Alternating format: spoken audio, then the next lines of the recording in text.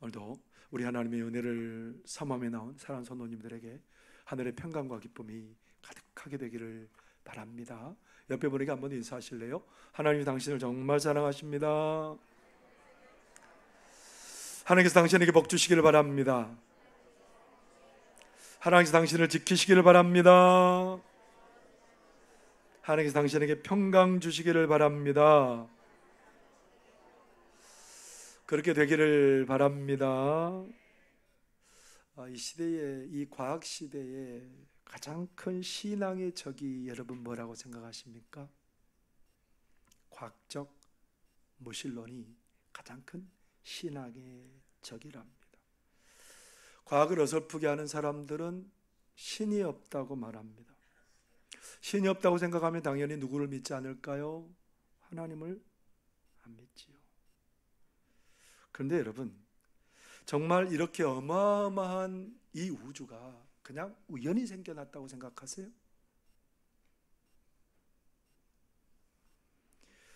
우리 우주가 시작되었을 때 얼마나 정교하게 시작되었는지, 우리가 우주가 시작되면서 만약에 10의 90승분의 1의 오차만 생겨도 이 우주가 붕괴될 거라고 과학자들은 얘기를 해요. 10의 90승분의 1, 1억분의 1도 아니고 10의 90승분의 1, 여러분 잘 상상이 안 되지요. 10의 12승이 얼마냐면 조예요. 조. 10의 20승이 얼마냐면 해예요. 그러면 그 이후의 숫자들을 잘 헤아릴 수 없기 때문에 나중에 고안해낸 게 뭐냐면 10의 48승, 이걸 뭐라고 그런 줄 아세요? 10의 48승? 극이라고 불러요. 극. 불가에서는 이보다 더 큰 숫자들을 얘기를 하는데 10의 64승을 뭐라고 부르냐면 불가사의. 여러분 이 말 많이 들어가 봤죠? 야, 불가사의 하네. 10의 64승이 불가사의예요. 그러면 10의 68승은 뭔지 아세요? 무량 대수. 그 이후의 숫자는 헤아릴 수가 없다는 거예요. 그 이후의 숫자는 절대 헤아릴 수 없는데 이 지구를 생성하는데 10의 90승이면 얼마예요? 10의 90승이면 10에다가 0을 계속 몇 개를 붙여야 돼요? 89개를 쭉 붙여야, 그래 가지고 1 하면 얼마나 될까요? 아침부터 목사님 왜 수학 얘기해 가지고 제 머리를 이렇게 아프게 합니까? 10의 90승분의 1만 오차가 있어도 이 세상은, 이 우주는 붕괴되고 만다는 겁니다. 2006년에 노벨 물리학상을 받은 조지 스무트 3세는 이런 사건을 발견하고는 뭐라고 말하냐면 우주는 하나님의 창조의 흔적이다 라고 말해요. 우주가 뭐라고요? 하나님의 창조의 흔적이라고 말해요. 영국의 유명한 물리학자이고 무신론 과학자인 스티븐 호킹, 잘 아시죠? 근데 이분은 절대로 이렇게 우주 팽창 이론을 절대로 안 믿으려고 그래요. 인정을 안 해요. 왜냐하면 그것을 믿는 순간 하나님이 세상을 창조했다는 것을 인정할 수밖에 없기 때문에 스티븐 호킹은 뭐라고 말해요? 그거 인정 안 한대요.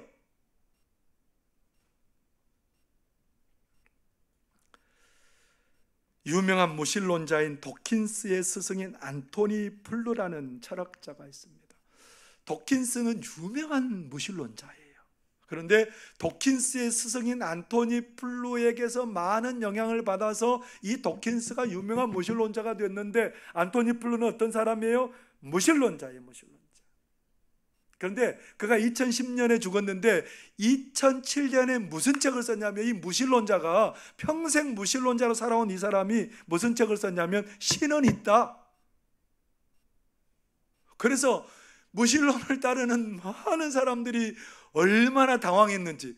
아니 평생 무신론자로 살아왔던 이 안토니 플루가 뭐라고 얘기했다고요? 무슨 책을 썼다고요? 신은 이때요. 왜 그러냐면 이 정교하게 조율된 우주를 통해서 하나님의 존재를 인정할 수밖에 없었답니다. 우주는 그냥 생겨난 게 아니고 하나님의 정교한 설계를 따라서 이 우주가 만들어졌다는 거예요. 여러분, 그렇다면 하나님이 그냥 단순히 이 우주를 위해서 정교한 그 설계도를 가지고 이 우주를 그냥 지으셨을까요? 여러분, 왜 그렇다고 생각하세요? 하나님이 단지 이 우주를 정교하게 그냥 설계해서 아이고 만족하다 그러려고 지으셨을까요? 하나님의 관심은 어디에 있어요? 하나님의 형상으로 지으신 우리 인간들에게. 우주를 정교하게 지으셨다는 것은 하나님께서 우리 인생들을 향한 정말 좋은 설계를 가지고 우리 인생들을 지으셨다는 거예요. 우리 인생들을 향한 가장 존귀한 설계도를 가지고 우리를 지으신 분이 우리 하나님이라는 겁니다. 그런데 여러분, 우리 인생의 최고의 설계자가 하나님? 가만히 생각해 보면 여러분, 그렇게 믿어져요? 하나님을 가장 잘 드러내는 우리 성경을 우리가 보면 하나님이 정말 우리 인생을 향한 최고의 설계를 가지고 있으면 우리 인생의 신앙의 선배들이 왜 그런 고난을 당해야 되고 왜 그렇게 어려움을 당해야 되는지, 아니 우리 하나님이 최고의 설계자라면 늘 행복해야 되는데 왜 그렇지 않은지, 여러분 그런 것을 보면서 우리 하나님이 우리 인생을 향한 최고의 설계자라고 고개가 갸웃거려지잖아요.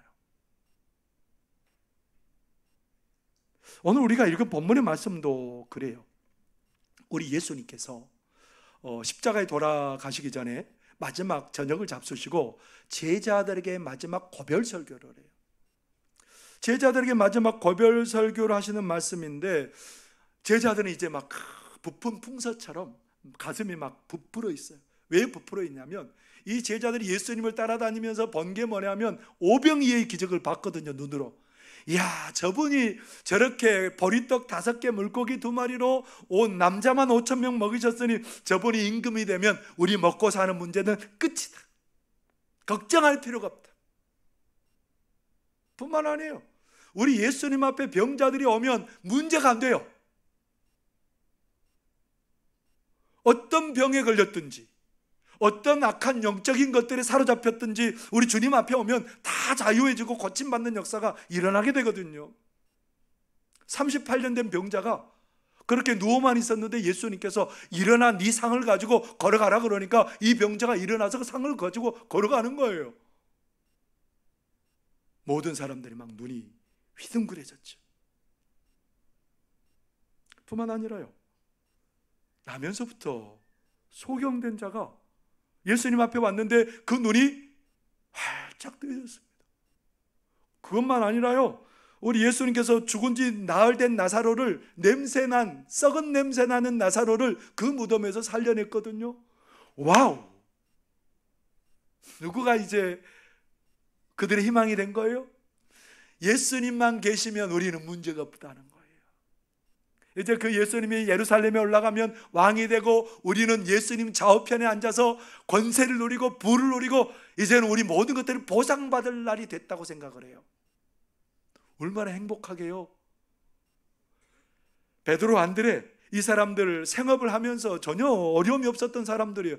가정을 꾸려야 됐던 사람들이고 가족들을 부양해야 되는 사람들인데 예수님 따라다니더라고 가족은 내팽개치고 가정이 엉망이 됐어요.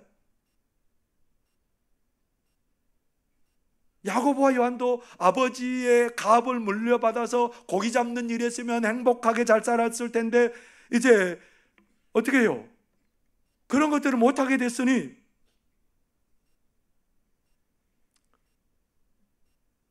그럼에도 불구하고 예수님을 따라다니는 이유가 있어요. 왜 따라다녔다고요? 예수님이 왕 되시면 모든 것을 다 보상받을 수 있다고 생각을 했습니다. 그런데 여러분 19절 말씀을 한번 같이 읽어봅시다. 시작. 예수께서 그 묻고 잠을 하시고 이르시되 내 말이 조금 있으면 나를 보지 못하겠고 또 조금 있으면 나를 보리라 함으로 서로 뭐냐, 빵빵하게 부풀은 풍선처럼 막 부풀어 있는데 예수님께서 그 풍선에다가 침을 대고 탁 터뜨려 버렸어요. 펑! 우리 예수님 죽는데요. 조금 있으면 너희들이 나 못 봐. 아니, 왕될 그 영광의 예수님을 바라보기를 원하는데 조금 있으면 못 본대요. 죽는데요, 사실은. 안 인정하고 싶어요. 여러분, 예수님 죽으면 어떤 일이 벌어질까요? 예수님 죽으면 빈털털이 되는 거예요. 그동안 쫓아다녔던 거 아무런 게 없어지는 거예요. 더더구나 무슨 일이 벌어지냐면 예수님 죽으면 그 예수님을 죽였던 그 사람들이 나도 죽일 수 있거든요. 두려움에 떨 수밖에 없어요. 그런 제자들의 마음이 근심으로 가득하게 되었습니다. 예수님을 싫어하고 제자들을 싫어하는 그 대적들은 기쁨에 가득한데 하나님께서 택한 이 백성들이 근심에 가득하다니요. 아니, 도대체 무슨 말이에요? 하나님이 최고의, 인생의 최고의 설계자라면서요. 맞아요? 오늘 이 사건만 그런 게 아니고 성경에 많은 우리 믿음의 선배들이 도대체 하나님이 계시면 그럴 거라는 일들이, 그렇게 의아해할 일들이 벌어져요. 여러분, 요셉을 잘 알잖아요.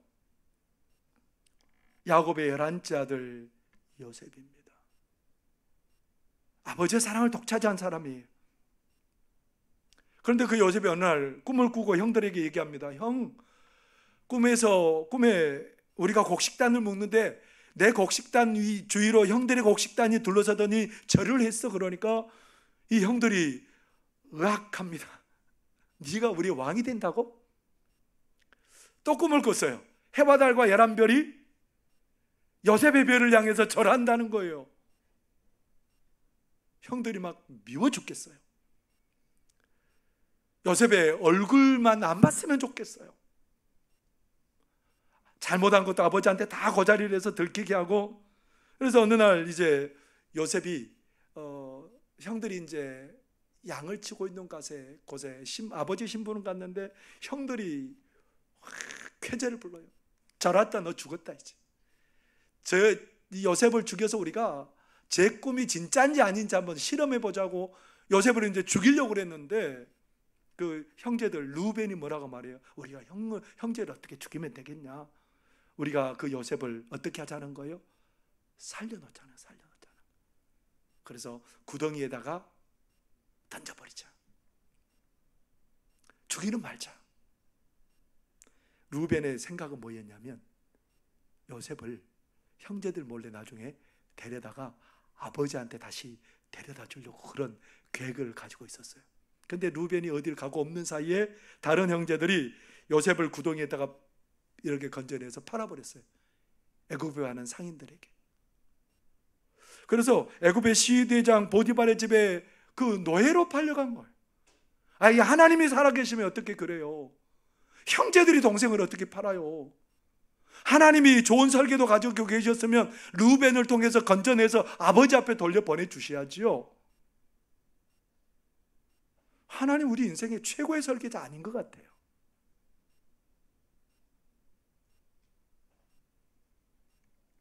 거기에서 끝났으면 얼마나 좋았겠어요. 요셉이 나중에 하나님께서 이게 요셉이 가정 총무가 됐어요. 가정을 다 총괄하는 그런 총무가 됐는데 이제 모든 게 다 이제 한시름 났다 그럴 즈음에 보디발의 아내가 유혹하고 무고죄로 요셉을 감옥에다 집어넣어 버립니다. 억울하게 감옥에 들어갔어요. 감옥에 들어갔는데 바로 신하 두 사람이 왔는데 그들의 꿈을 알아맞혔는데 한 사람은 죽고 한 사람은 복직되었는데 복직된 사람에게 나 억울하니까 좀 빼내주세요. 오매불만 기다리고 있어요. 곧 나갈 것이다. 안 나가요. 무슨 하나님이 이래요? 우리 인생에 대해서 최고의 설계도를 가지고 계신 분이 우리 하나님이라고 하는데 왜 하나님이 이래요? 최근에 유명을 달리한 전설적인 헤비급 복서가 있죠. 조지 포먼. 아마 기성세대들은 이 포먼이라는 사람을 잘 알 거예요. 근데 이 포먼이 어렸을 때 예수님을 잘 믿었답니다. 어렸을 때 예수님을 잘 믿었는데 어떤 계기로 인해서 나중에 예수님을 안 믿게 되고 어느 날 운동 갔다가 이렇게 라커룸에 들어갔는데 이 사람이 정신을 잃고 쓰러진 거예요. 정신을 잃고 쓰러졌는데 두 사람이 이제 죽어가는 거예요. 그러니까 저승사자 두 사람이 이 조지 포먼을 막 끌고 가는 거예요. 너무 두려운 거죠. 내가 이제 여기서 끌려가면 얼마나 두렵고 공포스러운 상황을 마주할까? 너무너무 두려운 거예요. 여러분, 하나님이 이 사람을 사랑하고 하나님이 이 조지 포먼에 대한 좋은 설계자라면 어렸을 때부터 예수님을 믿고 점점 더 예수님을 잘 믿어서 나중에 유명한 권투 선수가 되어서 하나님을 더 영화롭게 해야 되는데 그러지 않았잖아요. 이 인생을 완전히 찌그러 버렸잖아요. 뭉개버렸잖아요, 하나님이.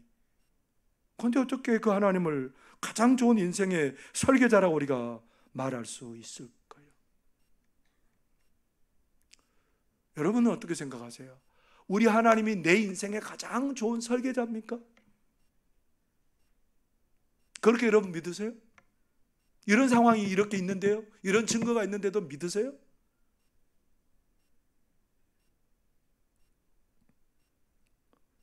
영국의 대문호 셰익스피어는 이런 말을 해요. 근심은 생명의 적이다. 뭐가 생명의 적이라고요? 근심이 생명의 적이다라고 말합니다.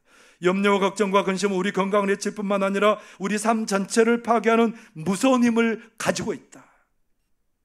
우리의 생명을 단축시킬 뿐만 아니라 새로운 창조적인 일에 전념할 수 없도록 만들어 버린다.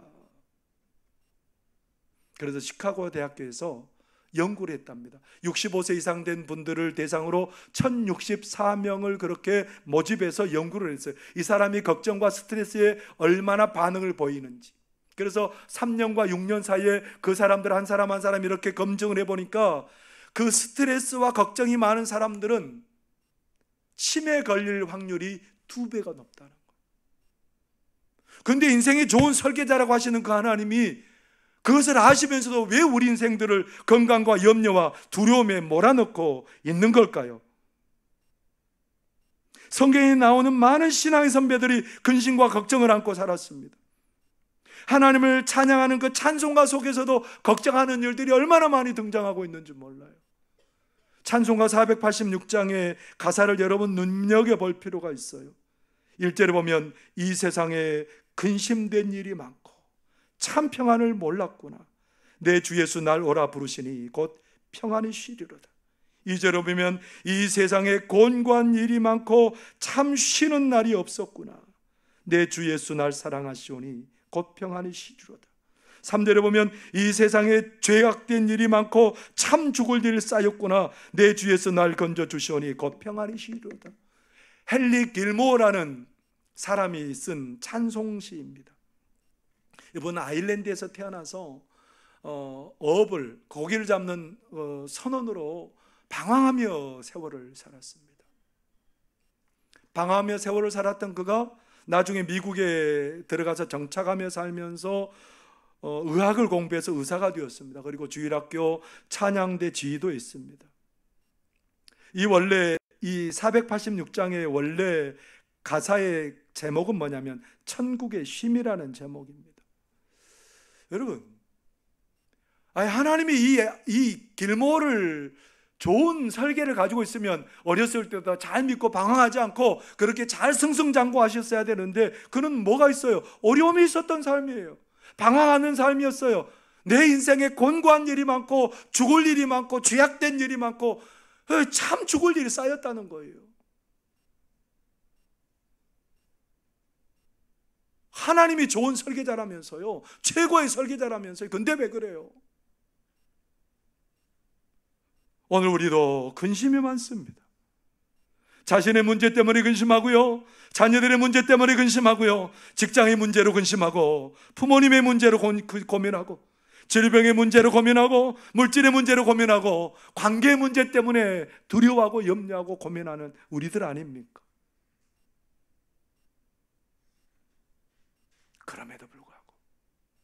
그럼에도 불구하고 우리가 고백하고 기억해야 되는 것은 하나님은 우리 인생의 가장 최고의 설계자입니다. 우리가 그러함에도 불구하고 고백하고 기억해야 되는 것은 우리 하나님만 우리 인생의 가장 좋은 최고의 설계자임을 여러분들 기억하실 수 있기를 바랍니다. 오늘 성경 본문에 우리 인생은 하나님께서 근심으로 끝나게 하시는 분이 아니라고 말씀하시지요. 20절 말씀을 같이 한번 읽어보겠습니다. 시작. 내가 진실로 진실로 너희에게 이르노니 너희는 곡하고 애통하겠으나 세상은 기뻐하리라. 너희는 근심하겠으나 너희 근심이 도리어 기쁨이 되리라.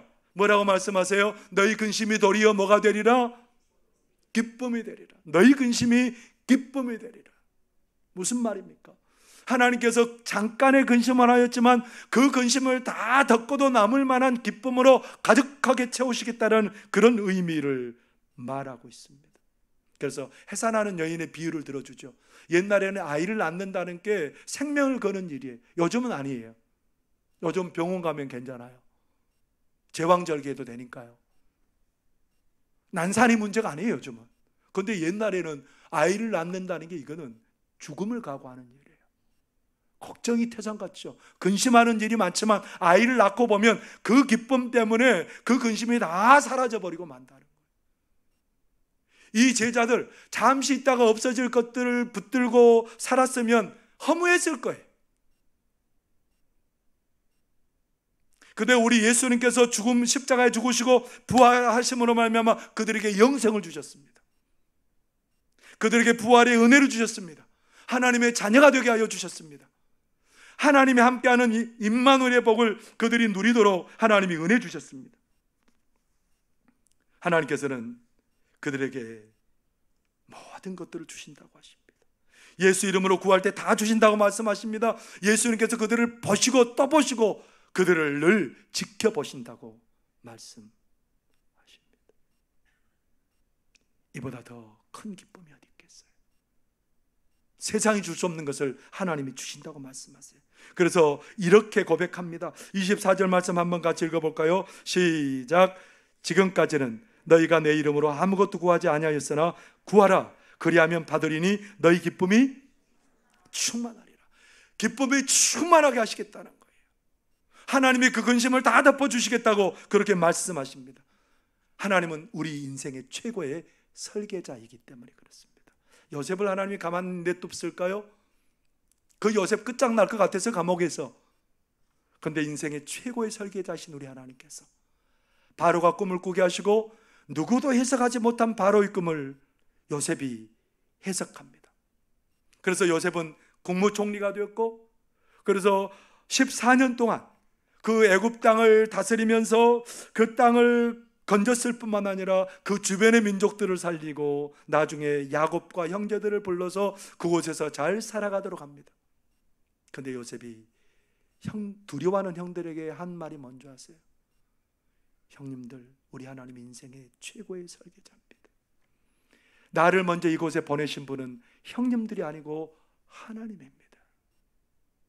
그렇게 고백하면서 내가 형들의 모든 식솔들을 다 책임지겠습니다. 하나님, 이런 반전이 있어도 어떻게 이런 반전이 있을 수 있습니까? 누가 인생의 설계자이기 때문에 이런 반전이 있어요? 하나님이 우리 인생의 최고의 설계자이기 때문에 이런 반전의 역사가 일어난 줄 여러분 믿으시기를 바랍니다. 조지 포먼이 끌려가는데요, 누가 생각났을까요? 조지 포먼이 끌려갔는데 어렸을 때 믿었던 예수님이 생각나는 거예요. 그래서 기도한 거예요. 예수님, 나를 도와주세요. 예수님, 나를 구해주세요. 그랬더니요, 자기를 끌고 가던 그 두 저승사자들이 떠나버린 거예요. 그러면서 그가 하나님의 놀라운 사랑을 경험하게 돼요. 남으라고 책망할 것 같은 그 하나님이 너무너무 큰 사랑으로 그를 맞이해 주는 거예요. 그 사랑에 말로 표현할 수 없는 그 사랑에 그는 감격하고 감사하고, 그러다가 그가 다시 살아났어요. 이걸 보고 뭐라고 말하냐면 임사체험이라고 말해요. 그 체험을, 하나님의 그 엄청난 큰 사랑을 경험하고 온 조지 포먼이 어떻게 살았을까요? 자기의 재산을 다 팔아서 가난한 사람들에게 나눠주고요. 광고 수익이 1,000억 넘는 광고 수익을 전부 다 가난한 사람들에게 나눠주고요. 그리고 가난한 어린아이들을 돌보면서 그가 나중에 46살 때 링에 올라요. 돈 벌려고요? 당연히 돈 벌려고 링에 올라간 거죠. 왜 링에 올라가요? 그 돈을 자기를 위해서 쓰려고 하는 게 아니라 가난한 아이들을 키우는 데 쓰려고 그가 링 위에 또 올라간 거예요. 조지 포먼의 인생을 누가 인도한 겁니까? 그 인생을 왜 이렇게 극적인 놀라운 역사가 그 인생 가운데 일어나게 된 겁니까? 하나님이 최고의 설계자로 그 인생을 붙들어 주셨기 때문에 그런 일이 일어난 줄 믿으시기 바랍니다. 486장의 헨리 길모의 찬송 후렴은 이렇게 기록되고 있죠. 주 예수의 구원의 은혜로다. 참 기쁘고 즐겁구나. 그 은혜를 영원히 누리겠네. 곧 평안히 쉬리로다. 참 죽을 일이 많고 근심된 일이 많고 그런 일, 그런 세상이지만 우리의 삶을 가장 좋은 설계를 가지고 인도하신 그 하나님 때문에 참 기쁘고 즐겁구나.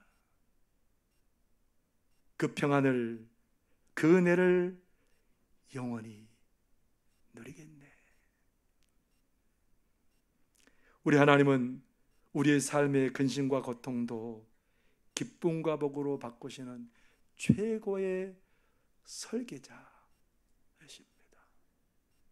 여러분, 어떤 상황을 만나더라도 무슨 일을 당하도 내 인생의 최고의 설계자이신 하나님을 믿으시기 바랍니다.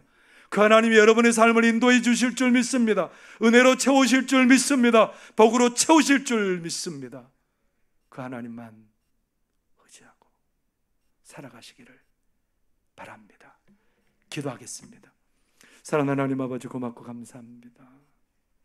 우리 인생의 모든 걸음을 예비하시고 인도하시고 가장 귀한 길로, 가장 좋은 길로, 하나님 놀란 은혜의 길로 이끄시는 줄 믿습니다. 하나님, 그 하나님을 믿기에 하나님, 우리가 날마다 그 은혜 안에서 감사하며 찬송하며 살아가는 우리 모두가 되도록 주여 도와 주옵소서. 예수님 이름으로 기도하옵나이다. 아멘.